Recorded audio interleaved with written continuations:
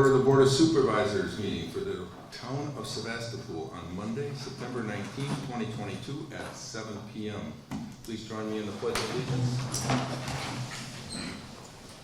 I pledge allegiance to the flag of the United States of America and to the republic for which it stands, one nation, under God, indivisible, with liberty and justice for all. Hail to the King. How about we start with a roll call? Supervisor Jeannie Vogel. Here. Chairman Dan Wolfel. Here. Supervisor Linda Wade. Here. Supervisor Derek Daniel. Here. Supervisor Mark Hain. Here. All right, everyone's here. Why don't we find out who's hiding out there in the audience?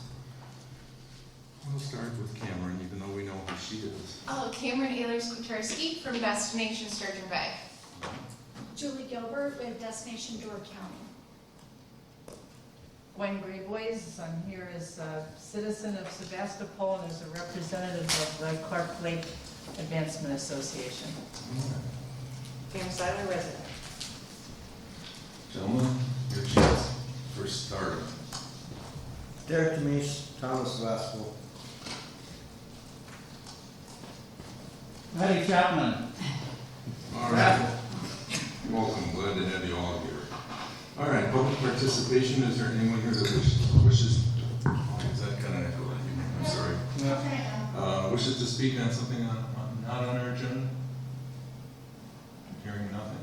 All right, we will move on. All right. How about a motion to adopt the agenda? And I assume, as usual, it was properly noticed. The agenda was properly noticed. Motion to adopt will be in order. I'll move to adopt the agenda for this evening, September 19th, 2022, as noticed. Motion by Linda, second by. Second. Ooh. Got in under the wire. I think Derek got in there under the wire. Second by Derek. All those in favor signify by saying aye. Aye. Opposed? Just checking. Okay. Motion carried. Thank you.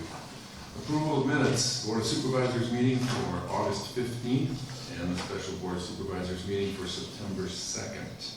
We should have all had a chance to look at those earlier. If there's any changes, if not, a motion to approve would be in order. I make a motion to approve the Board of Supervisors meeting minutes for August 15th, 2022, and the special Board of Supervisors meeting for September 2nd, 2022. A motion by Jeannie, second by. Second by Mark. All right, all those in favor signify by saying aye. Aye.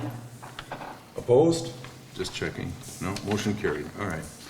First item on our business this evening is a presentation from Destination Sturgeon Bay from Cameron, who introduced herself a few minutes ago. She has a PowerPoint presentation to share with us, and then we'll have some discussion. So with that, I would give you the floor. Wonderful, thank you. As I said, my name is Cameron Ehlers-Kwaterski, Executive Director for Destination Sturgeon Bay. I appreciate you taking the time this evening to hear an update about the happenings at Destination Sturgeon Bay. I'm a Door County native and moved back to Sturgeon Bay last year.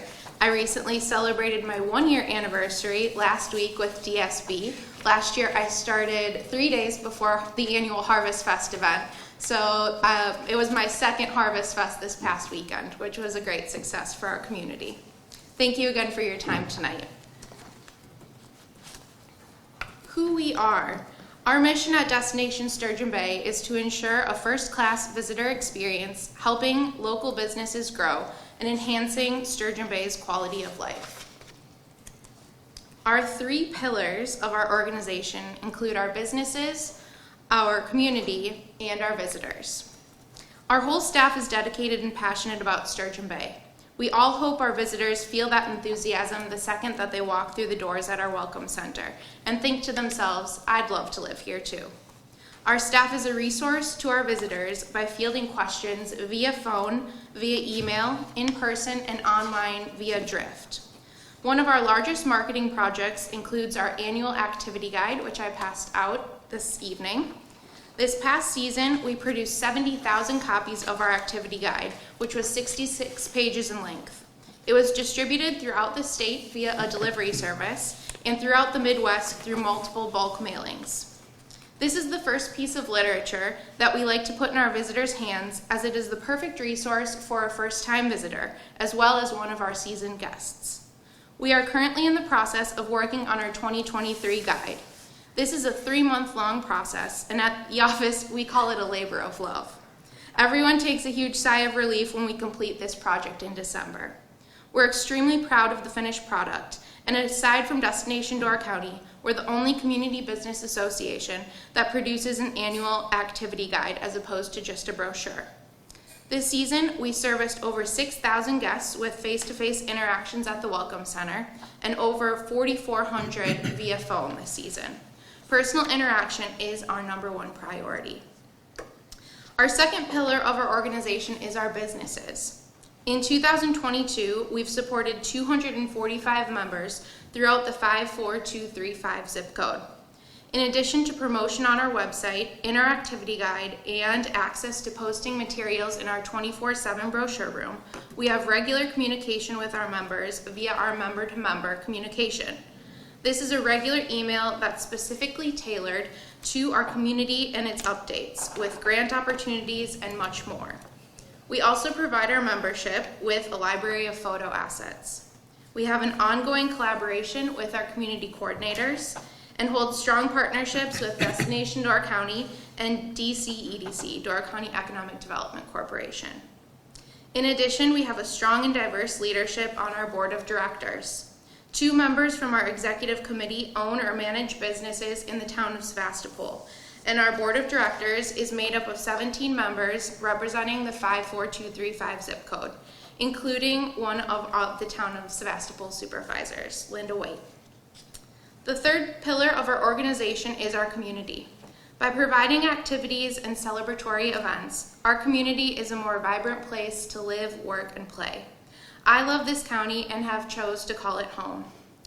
Our organization this past year has taken on management of the Sturgeon Bay Farmers Market, which we'll talk about more shortly.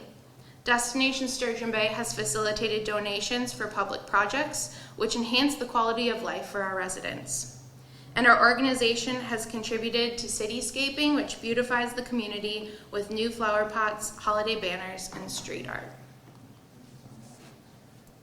Events are a huge part of what we do at DSB, and they bring tens of thousands of people to our businesses, to our parks and attractions. Not only does this provide a quality of life for our residents, but also for our visitors. Annually, we produce 10 events, which take place throughout the year. Our Fire and Ice Festival is a weekend-long festival celebrating outdoor activities and a huge gala on President's Day weekend in February. We have our St. Patrick's Day Parade. Next year, we'll celebrate our 25th annual Fine Art Fair. Last year, we hosted 80+ vendors, both local and from across the Midwest. We have our SB Celebrates event, which is our annual 4th of July fireworks, our Sail Through the Avenue sidewalk sales, Classic and Wooden Boat Fest, our Bloody Mary social. As I mentioned, we just completed our annual Harvest Fest. We all had a very deep sigh of relief this morning in the office. But we hosted 100+ vendors, which lined 3rd Avenue, and also included 250 classic cars. In addition, last Saturday was our 22nd annual street art auction, and we raised $55,000, half of which went directly back to the artists. We host our Thrills and Chills Halloween event, and finally we have our holiday parades and our annual tree lighting. This 2022 season, we've taken on the management of the Sturgeon Bay Farmers Market, the largest farmers market in the county. With a new layout on the street, we've been able to increase the number of vendors, and on a weekly basis, we have about 75 vendors participate. Throughout the season, we've had over 120 different vendors participate, including a number of farmers from Sevastopol.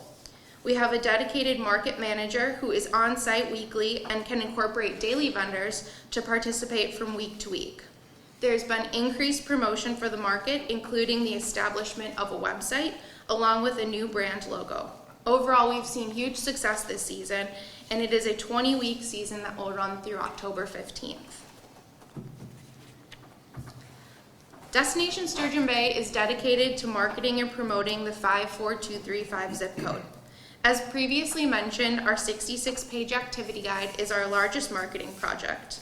This 2022 season, we've added an additional full-time staff person to our team, and we now have an in-house dedicated marketing coordinator. We promote our large membership base through our established award-winning SturgeonBay.net website, which to date has over 400,000 page views. Destination Sturgeon Bay also has an established social media presence with over 5,300 followers on Instagram and over 20,300 followers on Facebook. And one of our greatest resources continues to be our interaction with our guests, in person and over the phone inquiries. We keep a lodging inventory up to date with a lodging availability, and we're constantly making recommendations to our visitors supporting our Destination Sturgeon Bay members. Because we have a few new faces, I'd love to introduce our team for the Destination Sturgeon Bay crew. Celebrating her 6th anniversary this year, our Member and Guest Relations Director, Rosella Trotter, services our 245 members. Our Events Director, Andrea Buboltz, coordinates our events and is our Farmers Market Manager. And Rachel Melkor is our Marketing Coordinator, who designs our promotional and marketing materials and manages our website and social media. I'd like to quickly give an overview of our revenue streams for 2022. The Strategic Community Partnership, or SCP funding, makes up a large portion of our funding, but we also receive membership revenues in addition to activity guide, social media, and website advertisements. Though our special event revenue makes up a significant portion of our funding, this number can fluctuate based on a number of factors, the largest, unfortunately, being weather, which we experienced this 4th of July when Mother Nature didn't cooperate with us. In addition, this past 2022 season and upcoming 2023 season will be receiving funding from the City of Sturgeon Bay, as they've budgeted for 25% of their 30% of room tax to be distributed to Destination Sturgeon Bay. As for expenses, a large portion of our funding is for personnel costs and our visitor center. As I mentioned earlier, customer service is our #1 priority, and this is reflected in our budgeting. Our marketing and activity guide production, along with special events, are other large budgeting expenses. To conclude, I'd like to recap our ideas and value added to partnering with Destination Sturgeon Bay. Promotion of our members on social media, website, annual activity guide, and especially referrals. There usually isn't a guest who doesn't leave the Welcome Center without knowing they must stop at Cave Point before they leave the county, or that we highly recommend that they make a reservation before dining at Donnie's Glidden Lodge. I cannot stress enough that we do our best at the Welcome Center to promote the entire zip code of 54235. Eat, Play, Stay promotion for Sevastopol lodging members, businesses, and experiences. We have been supported by the Town of Sevastopol membership, not only by them renewing their membership, but also supporting our activity guide with advertisements. Our lodging partners, Bayshore Inn, Westwood Shores, Glidden Lodge, all support us through membership, as well as an additional ad in our activity guide. Destination Sturgeon Bay's Welcome Center is open year-round and has access to a 24/7 brochure room. We do not close in the winter, and our office is staffed year-round, 9 a.m. to 5 p.m. Monday through Fridays, in addition to Saturdays in the summer season. Our 10-plus events annually produced by Destination Sturgeon Bay, in addition to our 20-week farmers market season, encourages overnight stays, not only in the City of Sturgeon Bay, but also in the town as well as the Town of Sevastopol, filling lodging and enhancing the visitors' overall experience when they come to Door County. We look forward to continue partnership with our in-house marketing coordinator and look forward to partnering with the Town of Sturgeon Bay, with the Town of Sevastopol for events and collaboration in marketing efforts.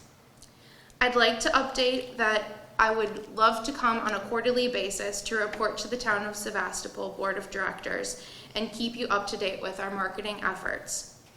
And we also do include an ex officio membership on our Destination Sturgeon Bay Board of Directors for further collaboration and communication. And with that, that is the end of my presentation. Well, thank you. You did a nice job, but I'll tell you right off the top of my head, there's been one thing that gets me every time I see something, and it's, do you know where Cave Point is? Yes, I do. Do you know what town it's in? In the Town of Sevastopol? Most everything that I see credits Jacksonport with Cave Point. I mean, I just saw it again. In fact, my wife picked it up. So it's like, really? I said, every time I see it, it's got Jacksonport. Julie's making a note. I'm not exaggerating when I say everybody that comes into the Welcome Center, we always tell them that's a must-see. That's the highest priority, just because it is so breathtaking and it's just such a short distance, especially if they're staying in Sturgeon Bay or, just driving up for the day. We always tell them that it's absolutely well worth the drive. Yeah, no, I agree with you. It's just, it was funny because just the other day, my wife mentioned it again, that she picked it up in something, and I go, it's whatever, it's just a nuance. At any rate, we invited, you had requested to be part of our agenda, and I was glad to have it, because at the same time, later in this meeting, we have a discussion about allocation of those funds and where it makes sense to go. I remember the first time, and I think Linda, you were probably in the meeting as well, when the first Sturgeon Bay Visitors Bureau, or the first gal that proposed room tax, came and talked to us. And I want to say it was, one of you probably knows it much better than I do, but I'm going to say, pardon me? That name doesn't sound familiar, but she assured us that room tax, if we supported it, would be a good thing, that we would accumulate about $12,000 a year. So that number obviously was absolutely off, given the growth of what's happened here in the community and everything. It was a good decision for the town. This town hall was paid for with room tax dollars. So, but on the flip side of that, the amount of money that we started with, going back with Pam a number of years ago, I think ranged in the roughly right $20,000 was a pretty roughly right number. Well, that was in addition to what you got from the strategic. From the SCP fund. Right. And I think as your numbers showed now, you're looking at fiscal year $78,000. So we wanted to make sure that we were really getting the bang for our buck. The number has grown substantially. We did query our business associations back in the day about starting their own advancement group, for lack of a better word. But with the amount of money that we had to fund them, and I think overall they didn't have a great sense of urgency to do that, so nothing became of it.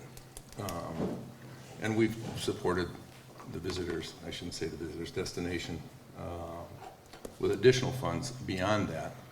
But now we're to a point where we have a significant amount of funding, and I think we're just trying to come up with some alternatives on the best way to use that. Also, there were some questions that came up from different people regarding some of the things that happen at Destination Sturgeon Bay. And so I think there's some questions relative to that. So before I spend an hour on my own, if anybody else would like to chime in, please feel free. Linda, I'm going to guess that you had a couple comments. Do you want to address those now, or are we going to wait until we get under new business? What I was going to do, I was thinking, thinking not out loud, but I was thinking we might as well just talk about the allocation of funds and the strategic community partnership at the same time, rather than just go out of that topic and then come back into it in 10 or 15 minutes. So, which is part of the meeting. Everybody okay with that? All right. So, I'm sorry, go ahead. Okay. All right, I was downtown on Saturday, and judging by the amount of pedestrian traffic and vehicle traffic, it was very successful. But I especially liked the old car parade on Friday afternoon. That was fantastic. I don't recall if had you done that on previous years? That has taken place in the past. This year we had 150 cars though participate, so that was about 20 to 30 cars more than it ever has been before. So it was a really nice extension of the weekend. Yes. It was pretty cool. I really liked it. Thank you. Before you came on board, Cameron, when short-term rentals were at the forefront of everyone, and I was very disappointed when Destination Sturgeon Bay did not support what the town of Sevastopol felt was in the best interests of our community when it came to some limited regulation on short-term rentals. So since these are strategic community partnership funds that we're dealing with, we want to consider our community and our businesses. So I did look at the membership with Destination Sturgeon Bay, and I think I came up with about 12, 15 Sevastopol businesses that are members of Destination Sturgeon Bay. Your membership fees are $425 per year, and that includes probably a listing on the website, a listing in your guide, and I'm thinking any additional ads would be in addition to that basic membership. I also looked at memberships in some of the other business associations. So for instance, we have Carlsville Business Association. Their fees are $350, and there are Sevastopol businesses or business owners that are memberships, that have a membership in Carlsville. There's the Jacksonport Business Association.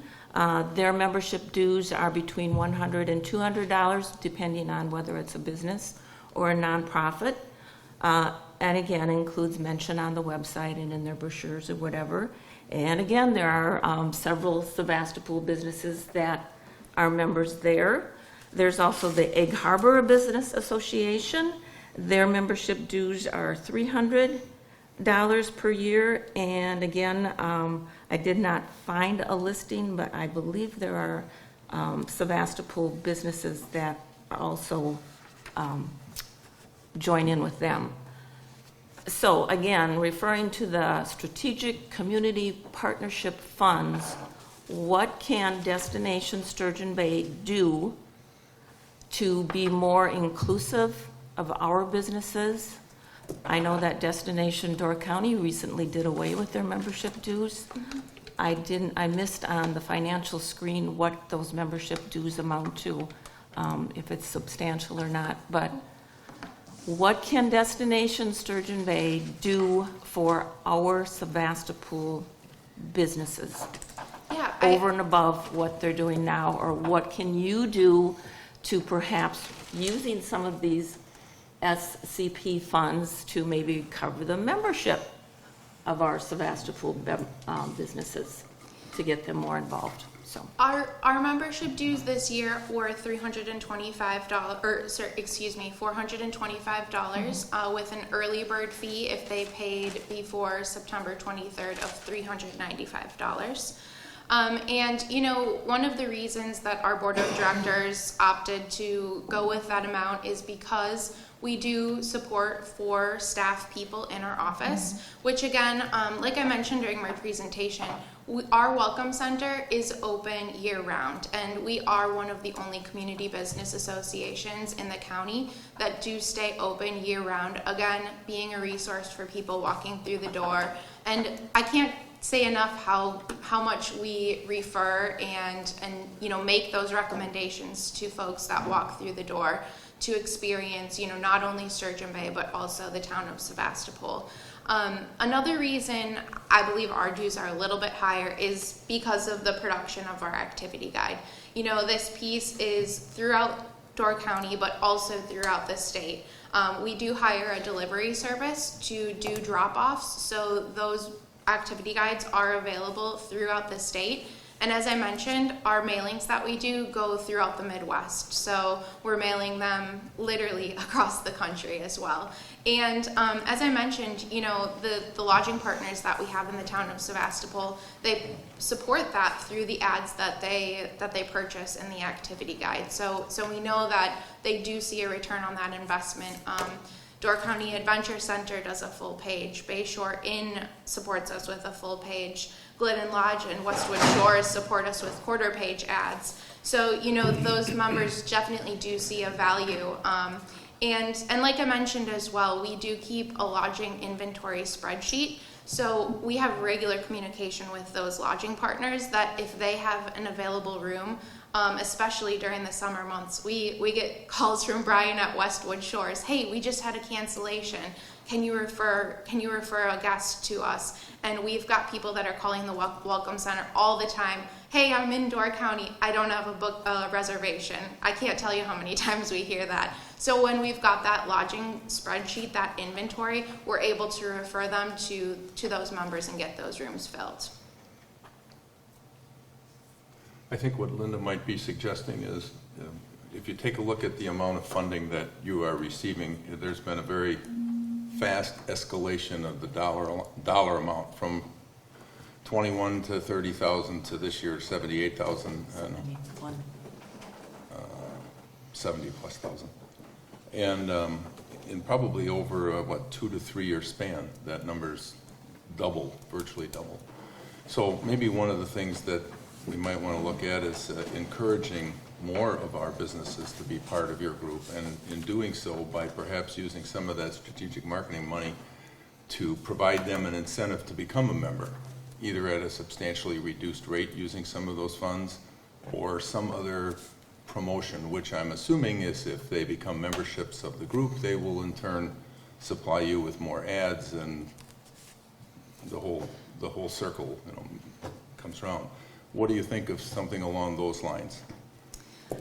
It's just kind of a tricky line to kind of toe, just because, if we do offer incentives to some businesses, that really does create an unfair advantage for other businesses. For example, in Sturgeon Bay, or we've got members that are outside of the Sturgeon Bay Sevastopol area as well. If I'm kind of understanding what you're asking, if we would offer a discount to the town of Sevastopol members. Right. So it's kind of hard because, we offering just for a specific community, that's kind of a hard line to toe. Could we pull some of the money and use it ourselves to do that? Could we take 10, 15,000, whatever, and provide I think that particular funding has to go to a community business association. Okay. So whatever that amount is generated, it does have to go to a community business association. Okay. So what other things might we do? I mean, frankly, a substantial increase in funding, and I don't feel that we're getting enough value out of it. I understand what you're doing for us, and you've done that for us in the past, but I think there should be some other opportunities. I'm not in that line of business, but perhaps you or your staff can come up with a couple other ideas that might be something new and different that gives our community the perception that they are getting a little bit more back out of that investment. Yeah, and I know that when we had the conversation over the phone, we had talked about those ideas and the value that Destination Sturgeon Bay can add to the town of Sevastopol. So I mentioned that we do now have an in-house marketing coordinator. So potentially, and I had mentioned this on that last slide, is maybe working a little bit more closely for those events that are taking place in the town of Sevastopol to increase the marketing, or freshening up the marketing for those ads to bolster attendance and continue to drive people to those events too. All right. I take it you have a thought. I have a question. Sure. The designation or the allocation of funds form, is that an annual designation? It says they're going to send it to us every 3 years, but I don't know. Yeah, that's what I thought, that It's every 3 years. it's a 3-year Yes. commitment. So Okay. so if we commit now, we're committed for 3 years. 3 years, Yes. yeah. I was wondering about that. I thought it was more than 1 year. Okay. Any other comments from the board relative to this conversation? I just noticed, I think when you were going through the funding revenue stream, I kind of missed exactly what you said about it, but I made note here that Sevastopol was 71,400, Town of Sturgeon Bay 11,700, City of Sturgeon Bay 50,654. And that was just the City of Sturgeon Bay funding. I think you said was a percentage of that money. So I don't claim to understand everything that goes on with this revenue stream that has to go to quote-unquote a business association. But I look at the funding of Sturgeon Bay's, what they're putting in at 50,000, and I look at Sevastopol at, obviously Sturgeon Bay has many more businesses. I think the city is No. 118,000. Yeah, so What am I saying, just to 50? clarify that, You the might city be- of Sturgeon Bay was that 118,000, that's the portion of the SCP funding. Right. That 50,000 number is actually an additional, percentage of the city of Sturgeon Bay's 30% of room tax that they collect. So each municipality receives 30% of room tax. Right. The city of Sturgeon Bay has opted to give a quarter, 25% of that funding back to Destination Sturgeon Bay. Okay, so that's where that figure is. Yes. Yeah. Well, what this is, you've got a request in here that we reply by September 30th. Is that a real drop dead date, or is there flexibility there or not? You know, we could have some flexibility, we're just trying to get all the budgets out to everyone so that then we as well can get our budget started too, so. And the only reason I ask is it would be nice to maybe have, and it would be hard pressed for time, but maybe have a conversation with your marketing people and see if there are other things that we could define or at least put in a bucket of projects that, you know, you'd like to work towards achieving or enhancing, and have some idea what that is before we decide to go down memory lane. I don't know how the board feels about that. That's just my thought. I don't know. They're very quiet this evening. If I might just add too, if there's something that the supervisors, you know, feel is missing, or something else that, you know, Destination Sturgeon Bay, you know, could be doing, that's why I also included on that last side quarterly updates, so we can have this regular conversation too. And, you know, I think it's obviously great to come and give a presentation on our annual review, but maybe having some more conversation, and knowing that Destination Sturgeon Bay is a resource, I think that could go a long way as well. Okay. I don't disagree. It would give us an opportunity more than once a year to try and focus on things that we could change or improve.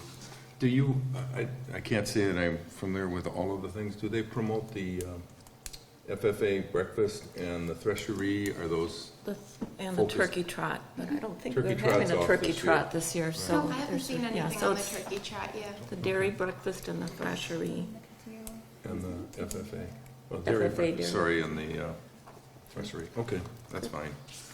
All right, well, I- sure. One more comment.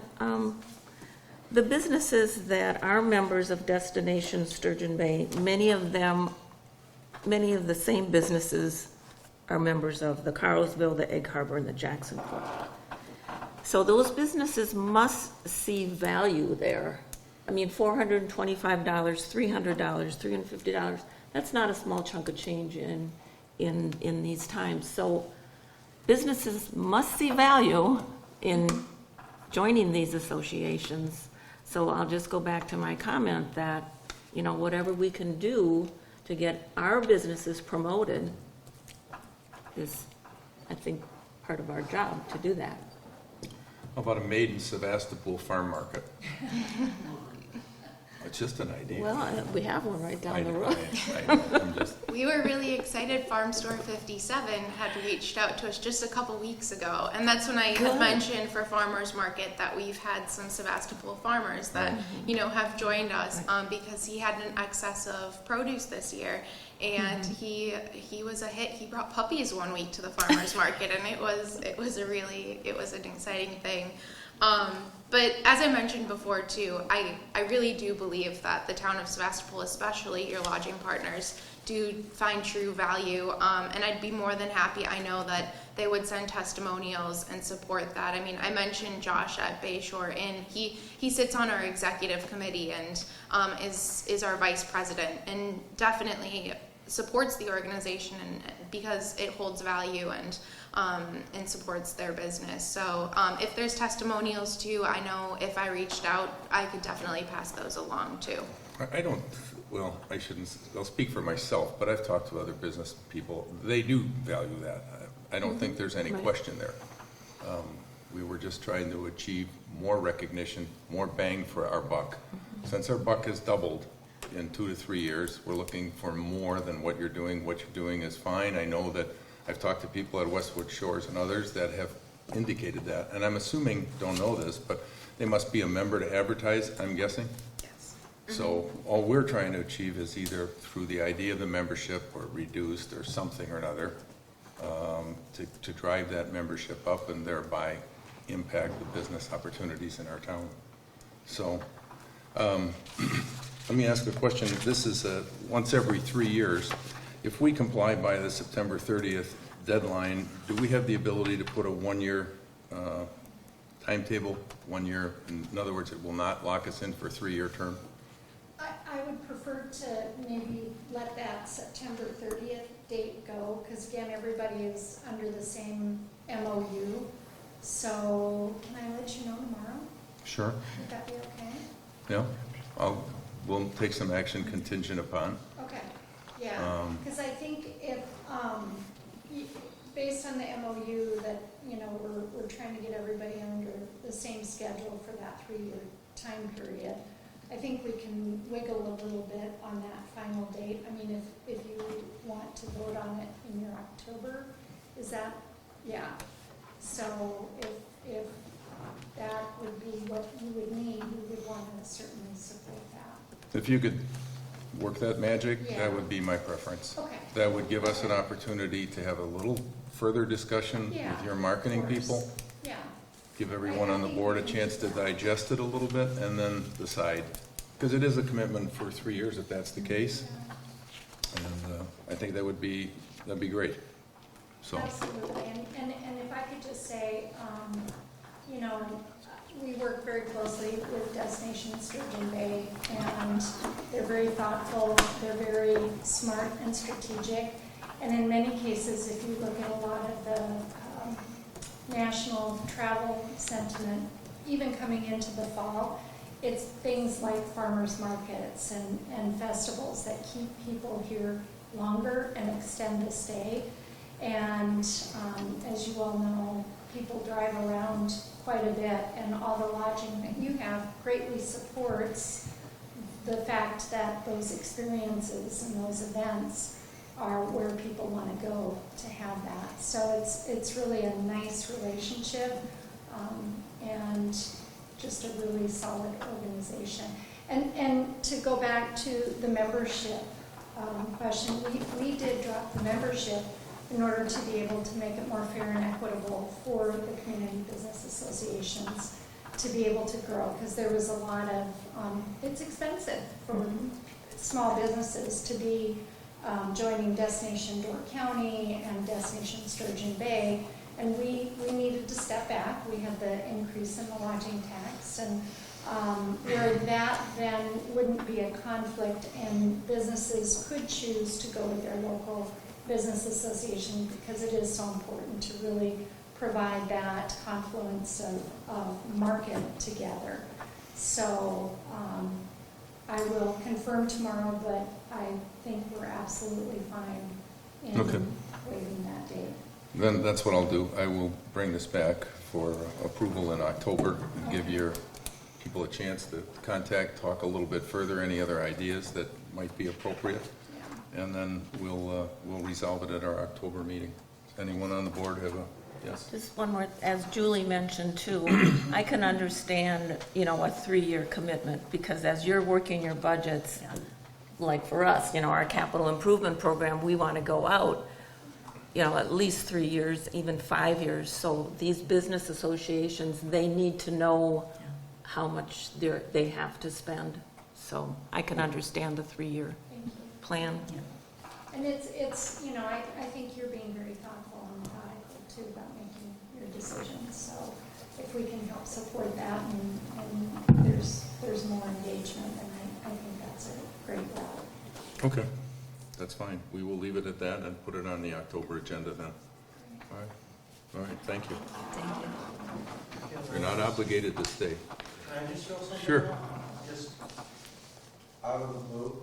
I mean, you know, I've pretty much attended and like worked the farmer's market pretty much every Saturday this year. And I mean, there's a lot of, you know, people that show up and stuff like that. And I know there's farmer's markets up and down the county, pretty much every other day during the summer.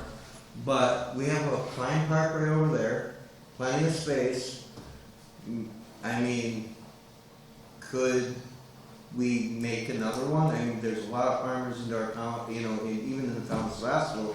Is something that probably do, I know the farmer's market is kind of hard to plan and stuff like that, but, you know, if there's kind of a partnership, why not a Sevastopol farmer's market? I mean, I think that would even fit with the, I mean, town of Sevastopol is mainly all farmers in this area, so I mean, I think it would be a right fit, personally. We would take a look at anything. You would be available Saturday to run. That always happens, don't feel bad. All right, anything else? Maybe if it's another day, maybe. All right. I'll carry it that way. Can I make one?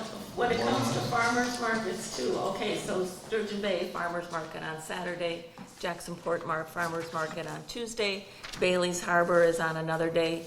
So I think, you know, that's a great idea, Derek, but you've got farmers markets spread throughout the week, so you have many, many opportunities to get your produce.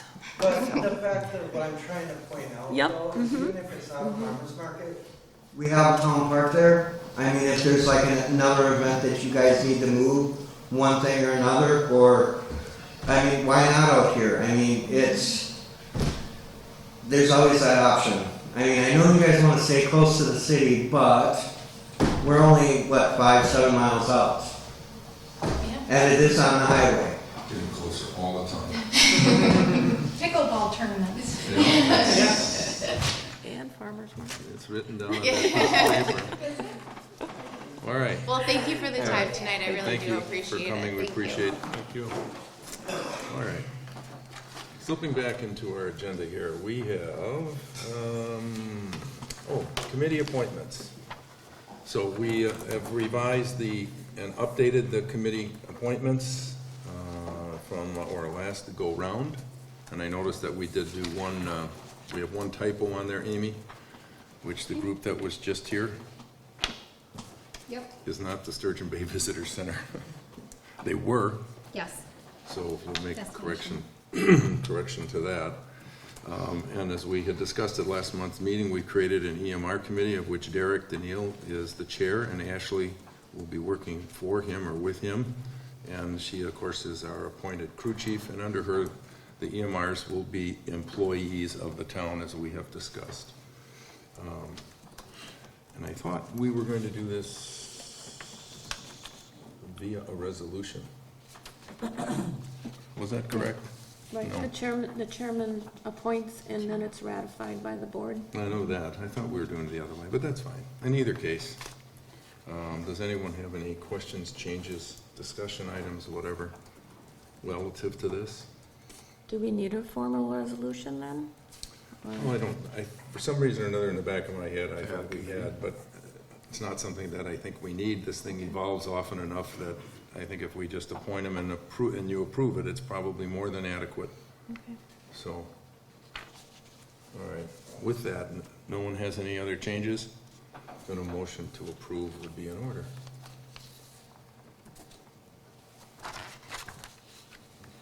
Or a motion to not approve would be in order.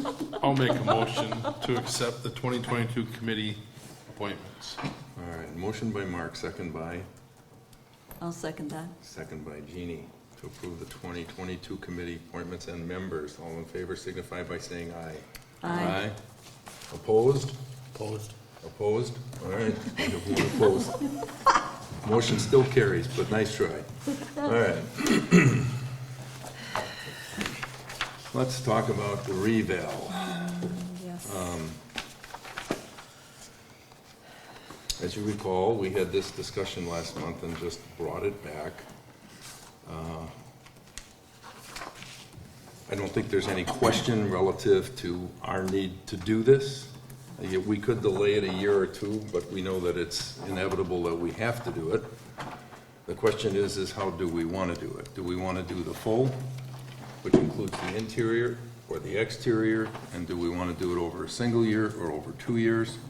And so that's why I included all of that in the packet for you, so that you can give me your input, so we can get back to these people and say, we're going to move this way, and here's our timetable. So, feel free. Well, there's only, what, 17,000 difference between the partial, or between exterior and a full reval? Yep. What time of the year does he do this? I'm just wondering for us to, if he's going to do interior inspections, I think, do they usually start early in the year, Amy? Is it like March, April? I believe they start in roughly March. Okay, will he be able to have access to some of these dwellings when the people aren't here? Do you recall what we did last time? I know it was years ago.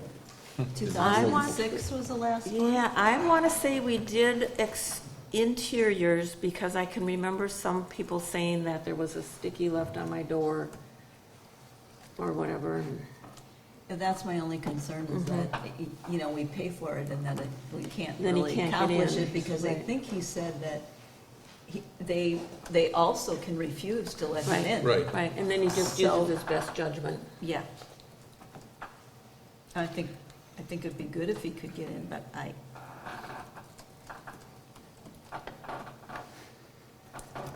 Well, what do the rest of you think? I'm still a little concerned about the timeline and when that board of review would take place. I'd like to see it started in like Q3, and then have them roll it into and finish into Q1 of following year, so started in 2024 or and then finish. 2023, The end. Q3 of 23, and then have them finish in Q1 of 24. And what does, So then the board of review can be at the same time frame as what it normally is, mid-June, July. So the third quarter of 23, and then finish in 24. 24, but before the, Is that allowable? Can he do that? Is that allowable? Because you're doing it as of January 1st of that year. So this year, assessments are as January 1st, 2022. So, But didn't he say when he was here last month that could it was start possible early. to do it right, like that? in late, yeah, I I thought he did. I thought split the cost Split the between cost. years, but not the actual Oh, viewing. That was But my we had a interpretation. Maybe I'm wrong, question I don't know. on the timeline, because we were Yeah. wondering, because we had the city of Sturgeon Bay, we used them as an example, and they had to have their Yeah. board of review in October. And And then we were concerned about taxes and Yes. getting those tax bills out. Because I'm sure, like everyone else, I'd like to plan for that and escrow accordingly at least 6 months before I get some kind of change. uh-huh. Well, I That's know that understandable. the school district of Sevastopol, we're not having our budget hearing until October. So you won't have that levy Oh, until after, I forget when the meeting is. It used to be in August and it's moved back to October. but you're saying that we So, wouldn't. you know, for Amy to do the levy worksheet and Right. the allocation between school and town and county and all that. Like I said, Sevastopol won't know its budget until, I want to say it's like October 18th or But we something don't like do that. ours until November. We would have, and you're talking about, the line here on the bottom, it says options to spread the reval costs over Cost, multiple years. right. Costs, and the amount would be based on type and assessment. For example, conduct 2024 would split the revalue cost over 2023 and 2024 budget years.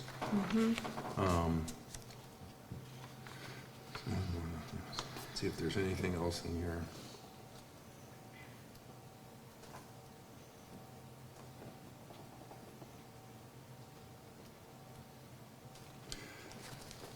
it says on page 2 of that last paragraph, a great benefit of visiting each property during at least one calendar year on our cyclical basis, whatever we decide to do.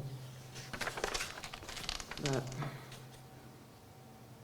I think in that situation, they're talking about an ongoing program of where you just Yeah. do it every year, 25% of the base gets done, versus a one-time reval that's good for whatever number of years, 5, 6, 7, 8, 9 years. he talks about the positives and the negatives of interim updates. So there's more cost to that. Under that model, yes. Yeah.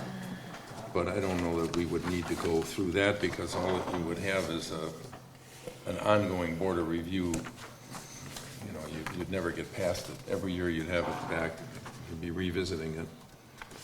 I don't see an issue with, if they were to start it in the first quarter of next year, and we have the board of review, as I think we did last time, and I think it was, In July. We had our No, board but- review in July. but the board of review after the reappraisal Oh, was the either- reval? The Back reval. in 2006? I think that was either October or early November. I want to say it was later in the fall, yeah. I Go ahead. That's too late to kind of get like that. what Derek was saying, if, for the timing. Well, if they start in the third quarter, If the price doesn't change by doing it that way. so you'd start when? July? He said well, you said third, I thought you said third. Of course, the other thing is their availability, whether or not they have the availability to do it anyhow, based on a timing thing. We don't have a cell phone number for him by any chance. do I we? was gonna think I of the just same don't thing. remember anything about him saying we'll start in the fall and finish in the spring. I just don't remember that. If assessments are as of January 1st. Do you have a cell phone number by I'm chance? looking right now. All right, well, all right, let's leave that question open for the minute, all right? The question is, Can we split? we can find out whether we can split it or not split it. The question then becomes, do we do we start in 2023 regardless of what time, do it over as suggested and split the cost over 2 years? We have 20,000, Amy? Yes. Okay, so we have 120,000, so we're not that far off the mark. If we do the outside exterior, it's 153, if we do the interior, it's 170. So we can manage through the budget over the next 2 to 3 years. Where's that number? First I'm page. looking at 143.5. Well, then you have the mailing cost, Ah, okay? On the bottom of the first page where it says, this looks like this. oh yeah, no, I see it, sorry. Okay. Yeah. So I don't think that's an issue. I guess let's deal with, do you want to try the inside or the outside? And then we can work the timing. He may not have, even if we can do what Derek would like, we may not have the ability to do it based on their manpower, but we can find out. So I think it would be we would just be as well served by saying, we're going ahead and here's what we'd like to do. Can you fit it in?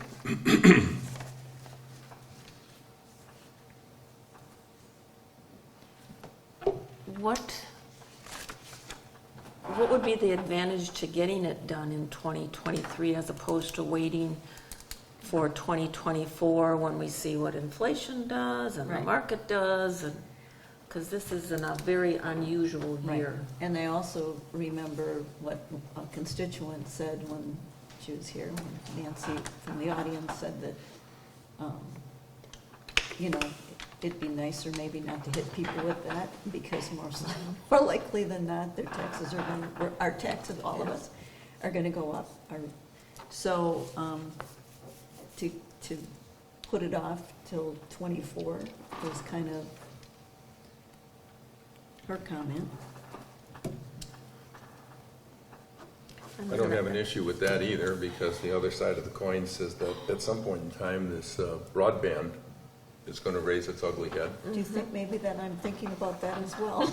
Well, I mean, but and really, It's not raising its ugly head. We're gonna have to spend some money to no, I deliver know that, but high-speed. in any case, whether we do it in whether we do this in 23 or 24, it's all gonna come to a head at about the same time. So, you know, we'll end up with the double whammy, just like Sturgeon Bay did when they did a reappraisal, and then the school district went out and asked for funding. And, you know, it was the double whammy for everybody in Sturgeon Bay. But at any rate, Another question would be to ask Miles, so right now, this 170,225, would, if we delay until 2024, are we gonna expect an adjustment upwards, or will we be locked in? We asked him that when he was here. He had a percentage, he said. I can't remember what it was. He said it would be a percentage more. yeah, I'm sure it's more. He said, And then that also gives us 2 years to come up put with some more money away. 20,000, yeah. maybe 25,000, just to be on the Yeah. safe side, so, That's part of you what know, I was split thinking. that between 2023 and 2024 wouldn't be such a hit. Another Maybe consideration. 125. Yep. So, Depending on what we go with.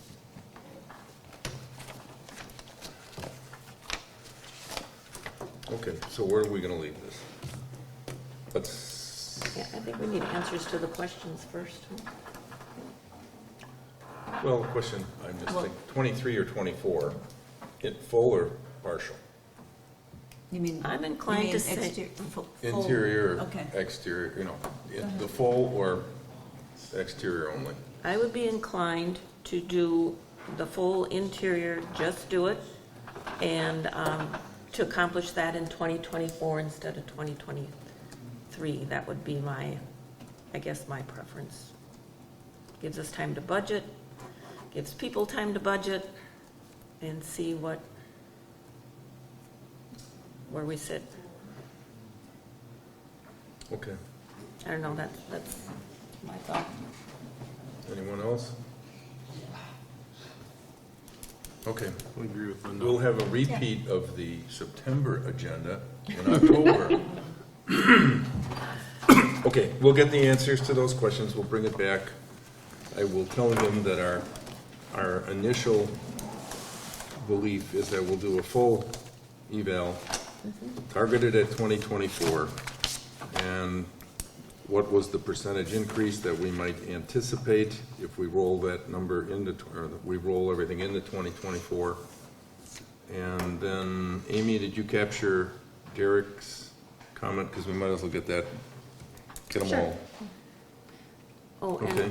and also, you know, if he puts us in the queue for 2024, okay, we have the question whether we can split between 2 years. If we decide to wait till 2024, what is his time frame for completing it? That we could have our board review fairly early when people are still here in the county.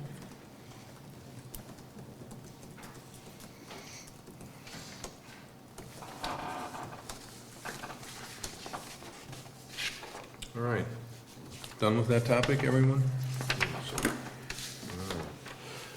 Sort of. Well, No, For now. we'll just for 30 days. We will just bring it back. All right. Going back to our agenda here, we have committee per diems and budgets. In your packet was a spreadsheet that Amy was kind enough to corral her counterparts on, information. And what we were trying to deal with is a couple things. One was the concern of our EMR crew chief regarding calls and how we compensate them. So she went out and got that information. We also had her do a salary comparison for the chairman, supervisors, town park employees, poll workers, et cetera, et cetera. At the current time, we have I think it's a resolution on file that says $15 an hour is the max that we pay. Is that right? 15 or 16? 15. 15 or Yep. 15. So we need to revise that, given the fact that we have employees that are going to be paid that or more. to be competitive and to still have them. And we need to address the issue of the EMRs, not that we're gonna fix that issue today, but we will fix it for next budget year. And the same thing, so that, all of this topic, I guess, will come up at the, at our budget workshop in October. So it's for your use. She did get one town that responded last, and so it's not on there, so if you want to make a note of it, it's Jacksonport. Yeah, I was wondering why. And the chairman's salary there is $99.50, and the supervisor's salary is $35.83. The one thing that you should note here is that there seems to be some very large variances in salary. For example, the chairman's salary in Sister Bay is $6,000. You have to keep in mind that they have a $125,000 village administrator and an $85,000 treasury. So that person, although, and I don't mean to demean the position, there's a lot of work that's taken off that individual's back. So as you look across those, you'll also see some things like per diems, where they have a base salary, but a lot of compensation comes back through meeting attendance, et cetera, et cetera. So we will talk in depth about this at the October budget meetings, and of course, depending on what we do, it will have to be noticed and published at the time that we do our annual notification for the Budget hearing? budget hearing. So that'll kind of roll back. So, comments? Yeah, okay. What's your Well, comment? Amy and I kind of talked about this too.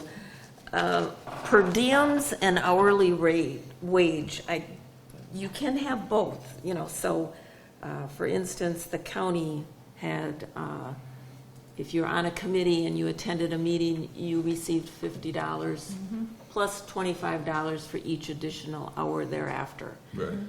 So, and I think we used to do that, it was $20 per meeting or something like that. So I think we need to be clear, it's either gonna be hourly or it's gonna be per diem. So, just Hourly. when we Well, get, you know, For okay, certain- so you the mean- EMRs, are we gonna Yeah. pay them Okay. Oh, okay. hourly to attend a meeting? Right. Or are they gonna get a flat $25 to attend a meeting? The calls are probably going to be a flat fee, right? $20 when they go on a call. Training, if we pay them for training, is that gonna be hourly? So I think we really need to be really, really clear so that we don't have questions. We have one advantage that other people do not have. What? We have a chairman for that committee that can get inside those topics and come to us with I wholeheartedly agree with you, Linda, we need to define that. Make it really clear. But Derek can go out there and solicit that information and come to us at the budget hearing and saying, hey, here's my recommendation, and we can move forward without having to, you know, just basically go back and forth over it for hours. So, good man. All right? So I agree with you, that needs to be clarified, because we've got some timesheets that are confusing enough. All right, so this will be brought back, like everything going on. All right, update on STR compliance. Was that you, Amy? You had some stuff on it, didn't you? No? I mean, I have, as of August, we had 11% of our short-term rentals that were not licensed by DATCAP. We have 65 currently that are licensed by DATCAP, licensed by the Door County Tourism Zone, and licensed by the town of Sevastopol. I did just send out letters via email to our STR owners. I was getting some complaints in regards to people's neighbors surrounding STRs, and that they haven't gotten notice that they are, you know, within the 200-foot radius of the STR. So I went back through all of the short-term rentals and gave a specific names and addresses of the people that they did need to notify. And they all seemed very positive. I've gotten very positive responses because they weren't, they didn't understand maybe where 200 feet touched.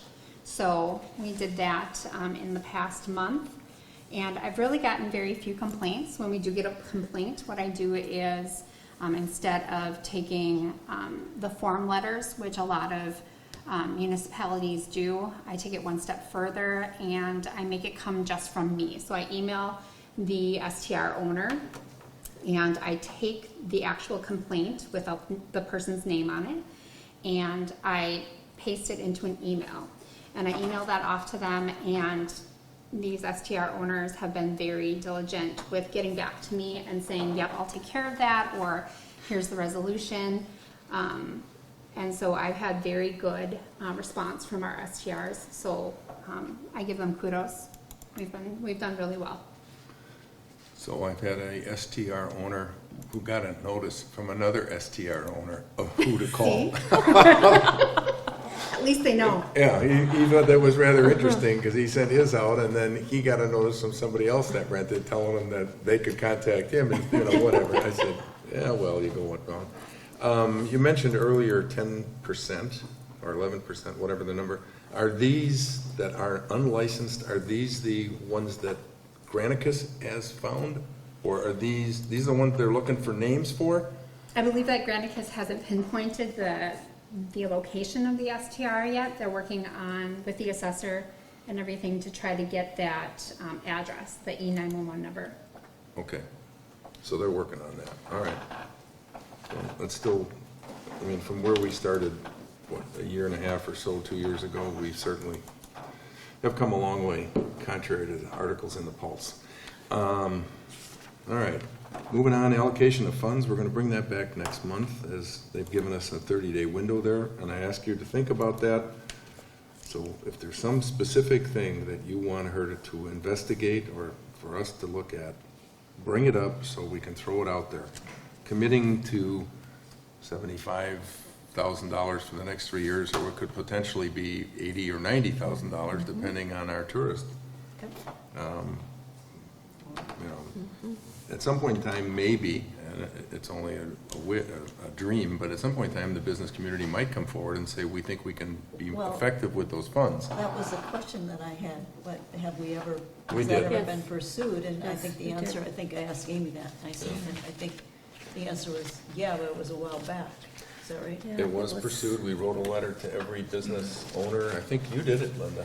Right, we did, and I don't remember what year that was. I was like maybe 2015, something like that. It wasn't that long But ago.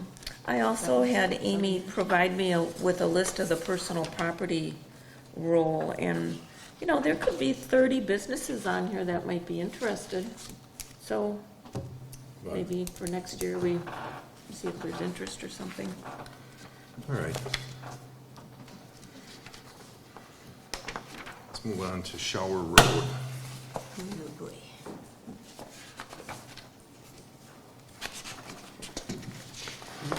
So, in your handout is this document from Cedar Corporation, an engineering firm that works in the state.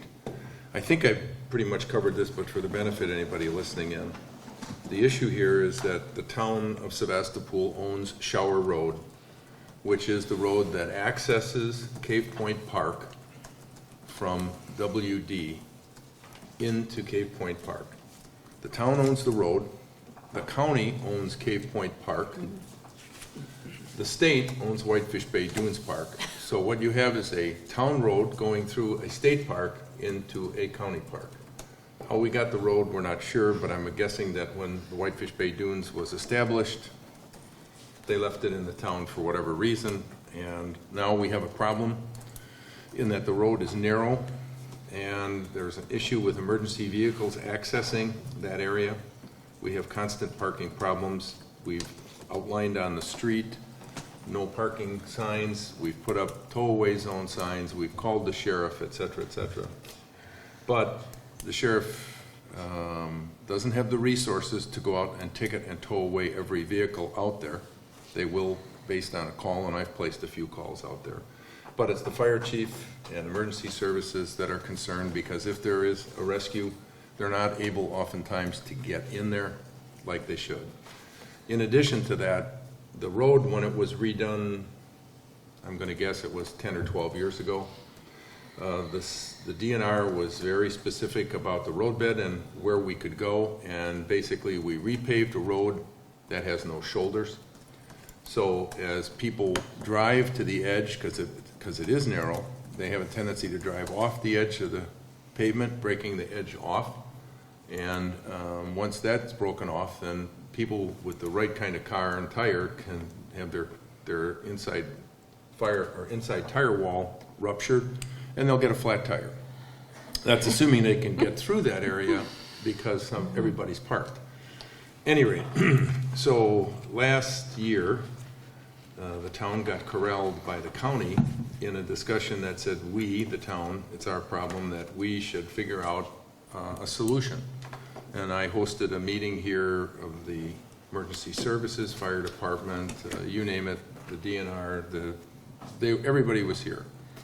The conclusion that was reached was there was no conclusion, other than that we needed to do something with the road, and the topic came back to the DNR, which of course at that time took a position that we didn't have a lot of flexibility with changing the width of the road, but afterwards, subsequently, they came back and indicated to us that they treated the road as a normal road, 66 feet wide.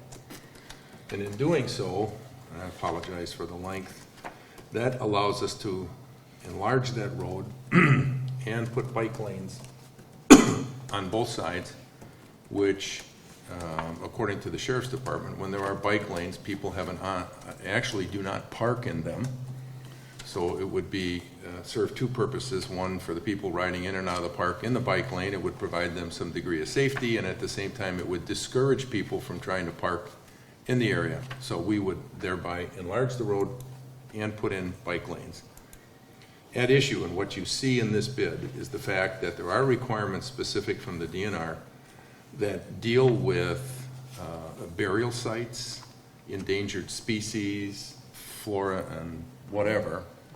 And in order to proceed on this half-mile of road, and that's all this is a half-mile of road, an engineering study has to be done, permits have to be issued, they have to make sure that we don't disturb artifacts, whatever the case might be.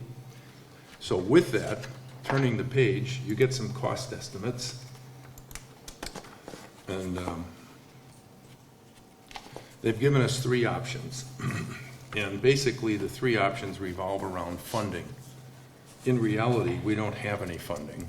So all the options are pretty much the same. We're going to try and pursue some funding. But one of the bids, basically all of the bids, are approximately $800,000 for a half-mile of road. Probably the most expensive piece of road in the state. Inside their numbers, they break out, all of the different components that they would anticipate that they would have to deal with. If you break down, when you get down to the total, take the first example here where it says total is $777,829. Below that, you see construction engineering. That's the cost of Cedar Corp to go out and do all the engineering for the project and get all the necessary permits, deal with all the architecture, burial, environmental, whatever. So that fee would be their fee to make this happen. If you go up a couple lines under that figure, you'll see a thing called mobilization in the bids. And I wasn't quite familiar with that. I thought maybe it was like moving troops to Normandy Beach or something. And in fact, that's really what it is. They will ask bidders to specifically lay out what their mobilization costs are, which is the cost of bringing the necessary equipment and labor to do the job, housing, whatever else. And they say they like to have that as a separate item so you know what you're paying for. 50,000. 100,000 or 50, depending on the project, yeah. They have an inflation adjustment in there. 100,000. Yeah, and as you can see, the gist of it is that it's an extremely expensive project, and the only way that this town, I think, could ever afford to do that is either through, obviously, a grant from some organization, and it would have to be a partnership, I think, with the county, even though it's our road. They are the ones that are driving approximately 1 million users of that park a year, based on their own analysis. So I wanted to make you aware of it. We have paid, or will be paying for Cedar Corp's work on our behalf to get us to this point.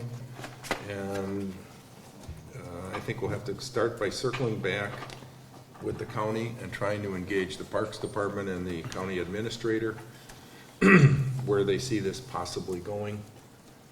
And after that, it's an effort to find grant money to do it. There is one person at their firm that deals with grants, and of course, we could use Bay Lakes. Bay Lakes Regional. as well. Yeah. So they've had some success there. But the gist of it is, this is going to be a fairly lengthy process if we even can get the county's interest. If we can't get the county's interest in this, I think we'll just pay Cedar Corp their fee and say thanks and deal with the problem.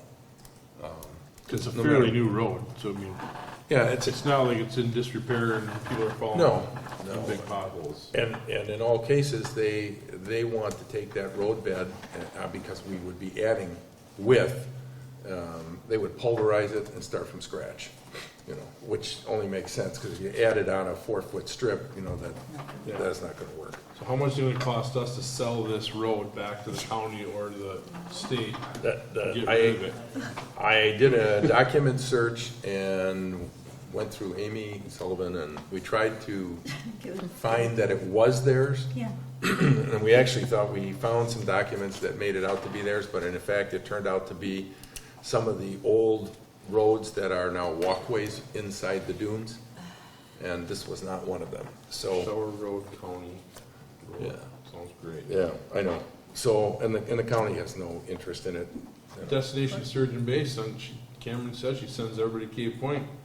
She should start footing the bill for this road. I know. Feel free. The parcel's 19, almost 19 acres. So the county put in that parking lot, what was that, 6 years ago? 5 years ago? Obviously, it's not big enough. I don't see where any of it is zoned wetlands, because it's all in conservation, that they could not add another parking lot. And as Cameron and Julie said, if you come to Door County, everybody is going to Cave Point. If you were in a national park and the parking lot was full, they would say, sorry. It's closed. Maybe we've almost reached that point when it comes to Cave Point, that somebody's gonna have to be monitoring, and when it's full, and that would be up to the county. I But had another parking lot would alleviate some of the congestion, I would hope. I had an idea that would probably get us in the pulse. We would just close the road. Leave it open, put a toll there. There We you could go. Make 'em Yeah, I mean, there's That would pay for the road. a lot of comical ways to do it, but I thought to myself, boy, I wonder what happened if we closed the road, how long? My take on this, from my position, is I'll take it to the county and see if we can get any degree of interest. We're investing in what these guys have done, and we've invested about $3,000 already.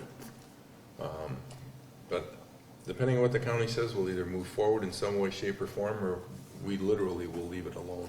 I think that Linda's idea of another parking lot that the county could do is certainly, It came up in conversation, Jeannie, but I don't remember the answer. okay.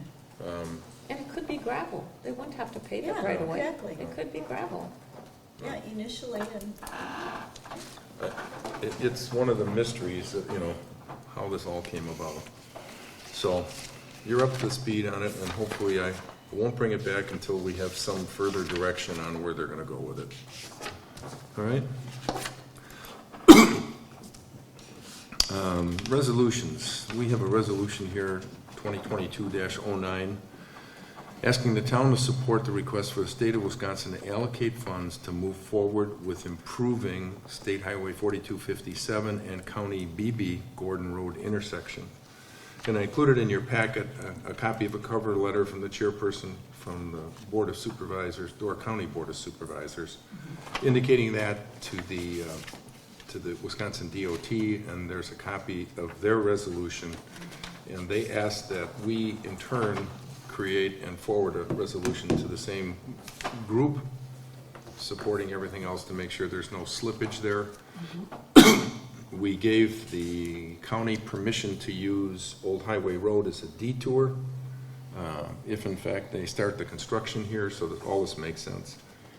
So what we have is Resolution 2022-09, Town Support. We're requesting the state of Wisconsin allocate funds for moving forward with improving State Highway 4257 and County Road BV Gordon Road intersection. And can I skip reading it? You want me to read it? Okay. Do you, I don't necessarily need to read it. I do have one, Yes. the resolution from the county is 2022-84, but in our resolution, it says 2022-80, so Oh, okay. we can just clarify that, Amy. Oh. I got you. Make sure we I have see the it. right number. Okay. nice catch. All right. So unless any of you have issues or not, questions or whatever, if not, then a motion to approve this resolution and we will forward it off to the DOT. I'll make a motion to support resolution 2022-09, support of the request in the state allocation of funds. Motion by Mark, second by Second? Jeannie, to approve resolution 2022-09. All those in favor signify by saying aye. Aye. Opposed? Motion carried, thank you. Okay, on to financial reports for August. You have the account balances, budget versus actual, January through December, sorry. And you have the transaction list by date. Anyone have any questions with respect to that before we ask our treasurer? She's gonna slip her treasurer hats on? Absolutely. Okay. So Hearing none. the town has received the July check from the Door County Tourism Zone today. Including that check, the budget revenue for this category will be at 87%, which is roughly $100,000. We just paid our fourth quarter fire taxes to the city of Sturgeon Bay for their Sturgeon Bay Fire Department, and our interest earned category is almost triple the budget amount of $1,000. It's over? Wow. It is over. Wow, we'll have to adjust that. Whoops. All right, anyone have any questions? If not, a motion to approve the financial reports would be in order. I'll move to approve the vouchers bill, or the financial reports for August of 2022. All right, motion by Linda, second by I'll second it. Mark, to approve the financial reports for August. All those in favor signify by saying aye. Aye. Opposed? Motion carried. Next item, approval of vouchers, bills, and claims. I think everyone signed that, which case a motion to approve would be. I have one question. Sure.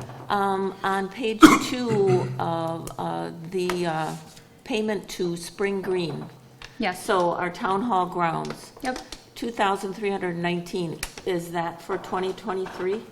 So. Or is that the balance due for this year? Spring Green gave us a discounted price, but we didn't have to pay forward. So last year, we didn't have to pay the total Oh. amount for 2022. Oh, So they were going to do it just on a per-time basis, but still give us the discount. Okay, great, great. Didn't know that myself. All right. So, Oh, I have one more question. it's all right, I forgot if anybody made a motion. No. Okay, think so so. we Raise your hand. received the bill from Door County IT for conversion to our .gov. Right. Correct. So I kind of sent an email to some of my, regular contacts about to use the .gov email for us now. Yep. Will that automatically happen, Amy, or do we have to notify people, or? It should automatically happen, so Okay. your townofsevastopol.com address is actually merged with your townofsevastopol.wi.gov address. So even if they would send it to the .com address, it would still come to your .gov. As weird as that sounds, but And So is- if I send an email Yep, and somebody hits reply, is it replying to .com or is it replying to .gov? it's replying to .gov because Okay, it's, good. because when you send it out, it's going to be .gov. Okay, So they're great. replying to .gov. And then speaking of those, the money that we spent to get everything to .gov, we did get it covered by a sub-grant. So Yep, it was I saw done for that. free. Right. Yeah. Good job. Okay. That was nice. Since it's Thank you. totally transparent. All right, approval of vouchers, claims, and bills. We started with a motion by I'll make that motion. Derek, all right. Second Second. second by Mark. All those in favor signify by saying aye. Aye. Opposed? Motion approved, thank you. Oral committee reports, commission reports, anything along those lines? I have no minutes. I have a so- quick question about, to Jeannie or whoever with the communications, with the, are we paying for the mailing for the broadband survey as a town paying? We did, we sent, this is So- a town cost. So I was at a Can you house, see this? I was at a house working the other day in Egg Harbor, and it was, they got one. Yeah, well, that's because we sent them, okay, we did a saturation mailing, because if we were going to do a direct mailing, not a first class, but a direct mailing. If Sunshine House is handling it, Sunshine House, Carrie called me and said, if you do it that way, you're gonna drop 360 addresses from Sevastopol. I don't, if, maybe because it was P.O. Box or whatever, and these don't go there, okay? So the next best thing, and the original request of the group was to research a rural route situation, thinking it would be less. And it is less. But it's still over $2,000. It's the exact same thing that we but- do with our newsletter. Right, it's like the newsletter, you know, if you see it, it's folded up, it was folded like this. Important, trying to So get it does- I people's mean, attention. But my question See, is, folks, don't it's- throw this away. It's going to Egg Harbor residents. Goes to Jacksonport, town of Sturgeon Bay. Yeah. It goes to everyone that It's has a rural route. a rural route, and because the post office doesn't segregate them by The town, 54235. everybody gets it. It doesn't It hurt. was. Well, no, I didn't know if there was Yeah. a, No, if it was we're paying rural for it, route, but- no, rural route 1, 3, 4, and 9, I think it was. There were 4 rural routes. Okay. And that was the best way we could do it to cover everyone in Sevastopol. Got Granted, granted others were covered, but you know what? If somebody then does this, maybe if Egg Harbor doesn't do a mailing, it's still a good thing for the community, so. Yeah, so what I was going to say, if I may, Sure. Mr. Chairman, that everyone would have gotten this nice survey in the mail. Even if you did the first survey Sevastopol sent out, please do this survey. If you in fact don't have internet service at your home, or you have a cellular internet service, reference the back of the page, because it's going to be something that you're going to probably mail in to Jessica Hatch at the county level. So this is really important, because it's going to, doing the speed test is going to accurately reflect now the unserved and underserved people in our community. So this is very important, and it's going to affect our funding goals. So. Okay. Anything else from anyone else? Destination. Door County Tourism Zone, our executive committee met last week. We now have a total of 1,423 permitted properties that are providing lodging. You also see in the correspondence that they are moving to all online reporting. There will be no more paper reports. And we're also going to be a little more stringent on, there is a $25 late fee, so if you file your report late, it's a $25 fee. And even if you don't have, if you did not rent during that term, you still need to file your monthly report unless you notify Juliana that I'm not going to be renting for 6 months, so take me off the list or something like that, so. And then paper document. So Juliana's been, we have a storage facility that they've been accumulating all of these reports since inception of 2008. So we're gonna do some major shredding. The reports are still out there somewhere up in the cloud, should you ever need them. Kerber Rose, the auditor, says you only need to retain actual physical copies for 7 years. So that's that. Okay.